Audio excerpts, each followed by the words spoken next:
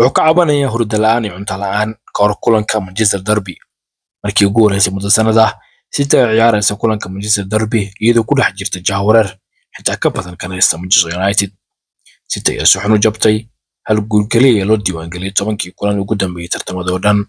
Guuldaradii Arbacada soo gaartay Juventus Champions waxay ahayd tii toddobaad City soo gaarta 10kii ciyaar la soo dhaafay. Burbur la yaab leh ayaa soo gaaray kooxdii ku guuleystay lix ka mid ah toddobadii horyaal ugu dambeeyay Premier League waliba afar isku xigta qaaday. United-ka ayaa qudheedu ku jirta qaab ciyaareed aad u liita iyagoo badiyay kaliya 3 ka mid ah lixdii kulan Amorim hogaamiyay tan markii uu bedelay Erik ten Hag oo la ceyriyay. Amorim ayaa horeba hal arbaax xanuun badan u geystay Pep xilli ciyaareedkan markii kooxdiisa afar gool ku xasuuqday City kulan ka tirsan Champions League ka dhacay Lisbon bishii November 5-teeda. Guuldaradaas ciqaabta ah ayaa timid maalmo ka hor intuusan Amorim si rasmi ah u qaban shaqada Old Trafford.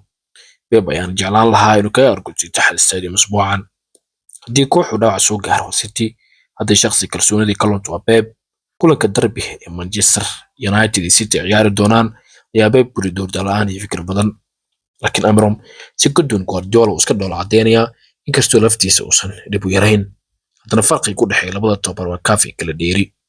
waraysi lala yeeshay Pep ayaa sheegay in xaaladiisa maskaxeed ay tahay mid aad u liidata, hurdadiisu ay xun tahay, isla markaana uusan cunto badan cunin maadaama dheefshiidkiisa uu gaaray burburkiisa ku dhacay. Pep oo dhawaan saxiix qandaraas cusub 2 sano ah ay ku adkaystay inuu rajeynayo isbedel badan oo ku dhaca City oo xaalad xun ku jirta waqtigan. Manchester Derby caawa 7 qandaraas 3 daqiiqo ayaa la ciyaari doona saaxiibayaal. Pep iska dhaqi karaa guuldarooyinka xanuunka badan ee soo gaaray, Amorim ayaa ku dhoola cadeyn doona caawa mar kale.